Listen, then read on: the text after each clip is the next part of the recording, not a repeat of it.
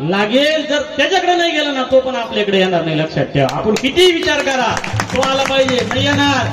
तुम्ही सगळ्या वस्तू जमा करशाल, 5000 लोक बोलावशाल, पण जर देवच नसेल ना त्याच्यामध्ये तर त्या कोणत्याच कार्याला अर्थ नाही. लक्षात ठेवा. म्हणून इथं आलं पाहिजे. कृष्ण भगवंत आल्यानंतर सर्वात मोठा बदल झाला. दृष्टा चळकाप सुटला. दृष्ट लोकांवरती बोलत होतो मी. दृष्ट लोकांवरती बोलत होतो की दृष्ट लोक चळ कापायचे कृष्ण भगवंताला.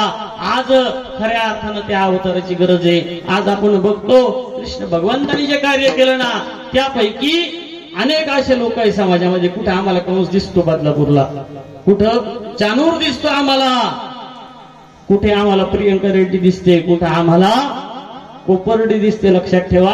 आज आम्हाला कृष्ण भगवंताची गरज आहे, परंतु आम्हाला गवळी सोबत नाचणारा कृष्ण नको आहे. हातामध्ये शंख चक्र गदा घेऊन दुष्टांचा संहार करणारा कृष्ण पाहिजे.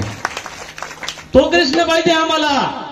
आम्ही फक्त गवळणीमध्ये कृष्ण भगवंताला गुरफटून ठेवला. आम्ही त्या कृष्णाला कधी मोठा केलाच नाही. त्याच्या हातामध्ये कधी जरी सुदर्शन दिलंच नाही. ते सुदर्शन चक्र आम्हाला द्यायला पाहिजे. तेव्हा जगातल्या लोकांना कळल हिंदू धर्म काय, हिंदू संप्रदाय काय. आणि या हिंदू राष्ट्रामध्ये ज्या कृष्ण भगवंतानी हा सूर्य आणि हा जयद्रथ हा स्वाभिमान आहे आपला. लक्षात ठेवा की प्रतिज्ञा करून दैत्य मारलेले कृष्ण भगवंतानी. प्रतिज्ञा करून, असं नाही धमकी देऊन त्या ठिकाणी दैत्य मारले होते. आणि म्हणून धर्म रक्षणासाठी देवासही आती जन्म घेणे. अवतार तुम्हा धराया कारण, अवतार तुम्हा धराया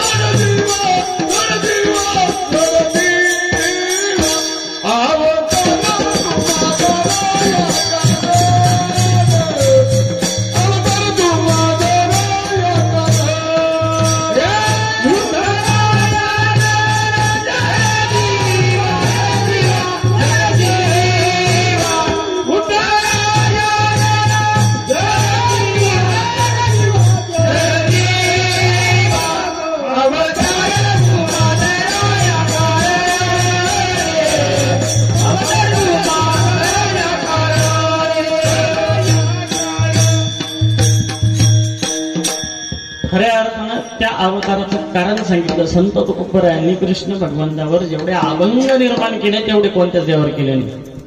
आणि ते अभंग असे ज्याची गरजता पवाड, ज्या अवताराचा पवाडा करून गावा. पवाडा वेगळा, गवळण वेगळी. इथं शूर लोकांचा वीर रस आहे, तो पवाडा लक्षात ठेवा. आणि जिथं शृंगार रस प्रधान आहे तिथे आम्हाला गवळण आठवते, परंतु हा अवतार शूर अवतार. लक्षात ठेवा. ज्याची गरजता पवाडे अवतार तुम्हा धराया कारण उद्धराया दुःखी जडजीवा. दुःखी जीवांना सुखी करणारा अवतारे की ज्या 16,000 गोपिका सर्व राजस्त्रिया त्या नरकासुराच्या बंदीखान्यामध्ये होत्या. देवाला आवाज देतात आणि प्रार्थना करतात. लक्षात ठेवा. त्यांनी ऐकलेलं होतं की कन्हैया असा आहे की त्याला आवाज दिल्यानंतर तो धावत येतो. लक्षात ठेवा. तुम बिन मोरी कोण सुनेगा, तुम बिन मोरी कोण सुनेगा. गोवर्धन गिरिधारी, गोवर्धन गिरिधारी, गोवर्धन गिरिधारी.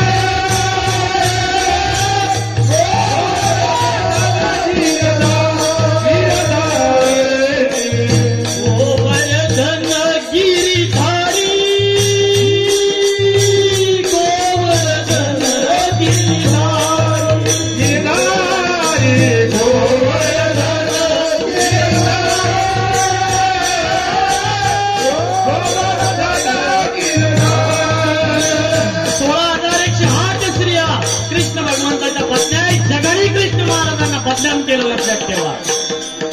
जग असं जे चांगल्याला सुद्धा वाईटच म्हणतं आणि वाईटाला सुद्धा थोडे पैसे आल्यानंतर चांगलं म्हणतो. कृष्ण भगवंताचा प्रताप जगाला माहीत नाही करून दिला आपण, म्हणून कृष्ण भगवंताला जगाने वेगळं म्हटलं. हा देवाची लीळा आहे, नाही देवाचा धाक आहे हा. ज्या 8 भट्ट राण्या आहेत त्या कृष्ण भगवंताच्या धाकानी, त्यांच्या वडील जे होते ते सगळे राजे होते, धाकानी देवाला अर्पण केल्या. आणि या 16,000 स्त्रिया त्या नरकासुराच्या बंदीखान्यामध्ये होत्या.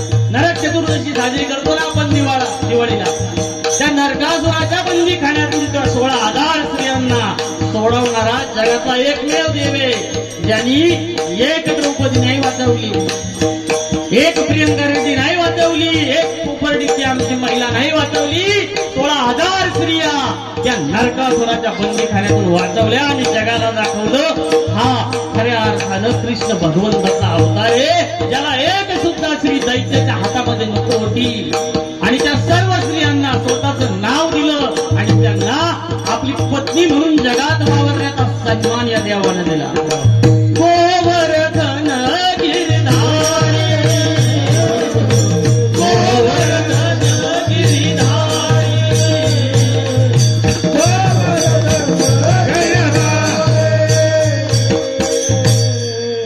या लीळा मला वाटतं कालच्या कीर्तनात सांगायला पाहिजे. लोकांना वाचवणारा कृष्णच माहित नाही म्हणून लोक घाबरताय. आज पण रस्त्याने चालताना आमची महिला सुरक्षित नाही, आमची मुलगी सुरक्षित नाही, आमची बहीण सुरक्षित नाही, कारण आम्ही कृष्णाला फक्त लहानच रूप दाखवलं. त्याच्या हातात कधीतरी शंख द्या, चक्र द्या, गदा द्या आणि दाखवा लोकांना की हा सुद्धा दुष्टांचा संहार करणारा होता. हे जगाला कळलं पाहिजे. जगामध्ये सगळ्यात मोठं युद्ध करणारा हा देव. आजपर्यंत युद्ध झाले, आपण छोट्या छोट्या खूप लढाया पाहतो, जिल्ह्यामध्ये, तालुक्यामध्ये, राज्यामध्ये, देशांतर देशाच्या बाहेरच्या लढाया पाहतो, परंतु सगळ्यात मोठं युद्ध खेळणारा देव कोणता? हा देवी लक्षात ठेवा. ज्यांनी महाभारत घडवलं, एवढं मोठं युद्ध ज्याच्या एका इशाऱ्यावरती सूर्य गायब करत होता, त्या भर युद्धामध्ये 18 अक्षौहिणी सैन्य एका इशाऱ्यावरती थांबवून ठेवायचा. लक्षात ठेवा. भारतीय कुरु वीर धनंजय युद्ध परान्मुख झाला. हा भारतीय कुरु वीर धनंजय युद्ध परान्मुख झाला. हा श्रीकृष्णाने गीता कथुनी प्रवृत्त केले त्याला. गीता ग्रंथ महान भारतीयांचा प्राण. गीता ग्रंथ महान भारतीयांचा प्राण. गीता ग्रंथ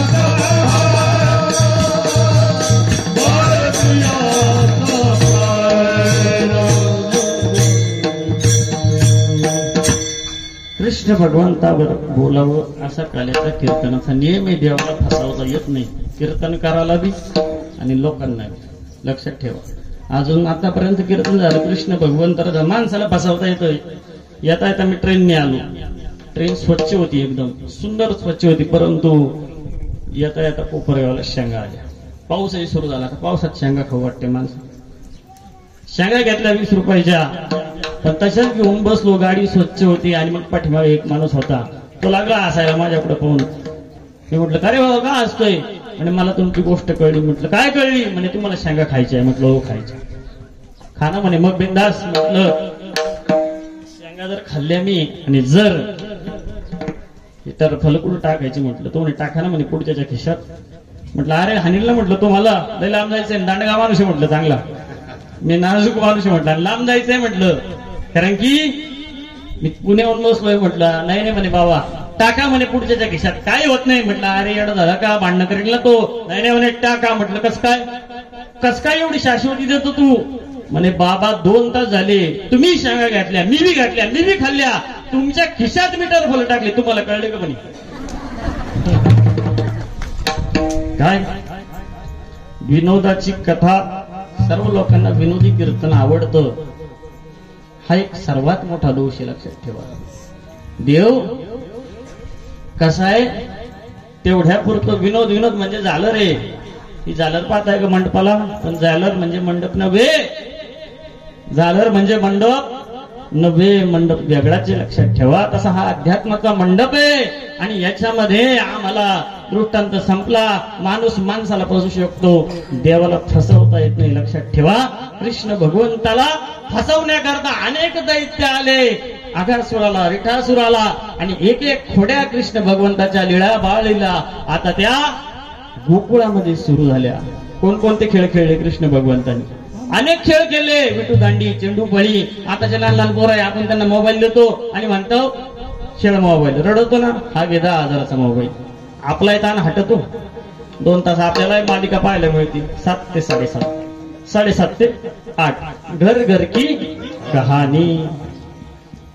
त्याला मोबाईल द्यायचा ना, आपण इकडं मालिका पाहत बसायचं, आणि मालिका झाली तर पुन्हा त्याची मालिका सुरू होते. लक्षात ठेवा, आम्हाला कळत नाही की आम्ही मुलांना काय शिकवतोय, काय खेळायला देतोय.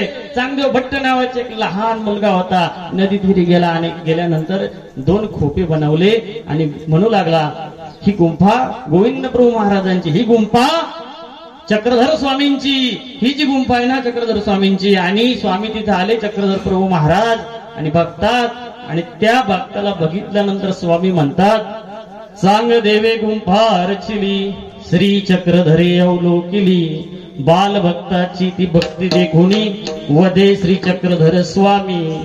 ऐसा करी खेळ बाळा, ऐसा करी खेळ, ऐसा करी खेळ बाळा, ऐसा करी खेळ बाळा, ऐसा करी खेळ, ऐसा करी खेळ बाळा, ऐसा करी खेळ, ऐसा करी खेळ बाळा, ऐसा करी खेळ बाळा, ऐसा करी खेळ बाळा, ऐसा करी खेळ, ऐसा करी खेळ, ऐसा करी खेळ बाळा, ऐसा करी खेळ, ऐसा करी खेळ बाळा, ऐसा करी खेळ, ऐसा करी खेळ बाळा, ऐसा करी खेळ, ऐसा करी खेळ बाळा.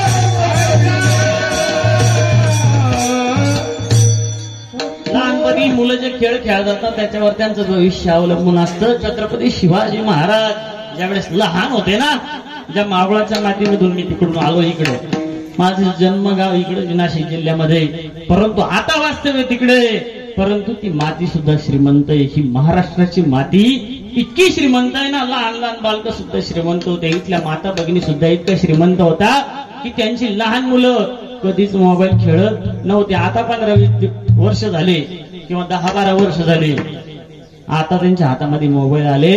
त्यांच्या हातामध्ये ढाल राहायची, तलवार राहायची, अशी मुलं होती आमच्या महाराष्ट्रात.